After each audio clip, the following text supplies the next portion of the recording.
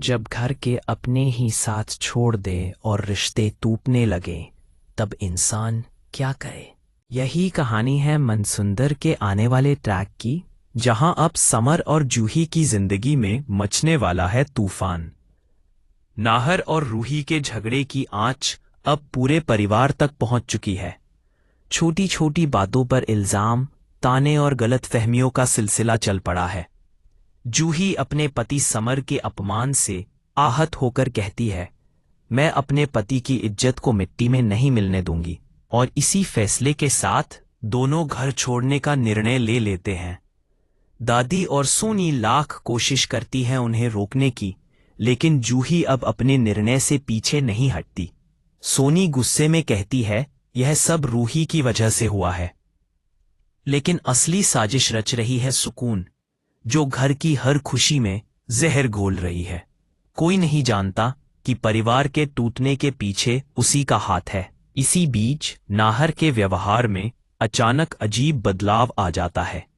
वह रूही से उलझने लगता है, गुस्सा दिखाता है और उसकी बेइज्जती तक कर देता है।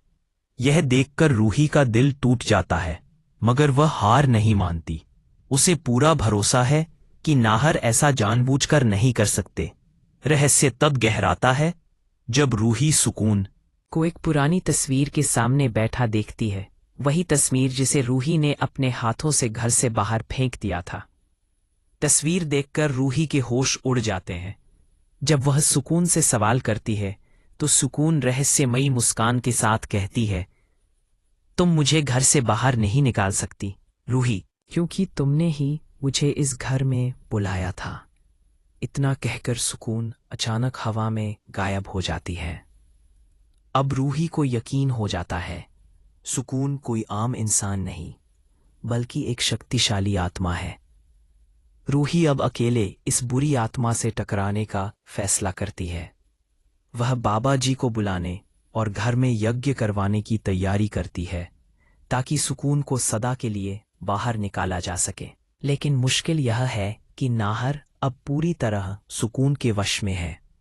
वह अनजाने में हर बार रूही के प्रयासों को नाकाम कर देता है। अब सवाल यह है, क्या रूही इस चुड़ैल सुकून को हराकर अपने नाहर को बचा पाएगी, या फिर सुकून अपने खतरनाक खेल में जीत जाएगी। रहस्य, डर और परिवार की भावनाओं से भरी यह कहानी दिखाएगी कि प्यार की ताकत आखिर कितनी गहरी होती है। जब एक औरत अपने परिवार को बचाने के लिए खुद बुराई से युद्ध करने उतरती है।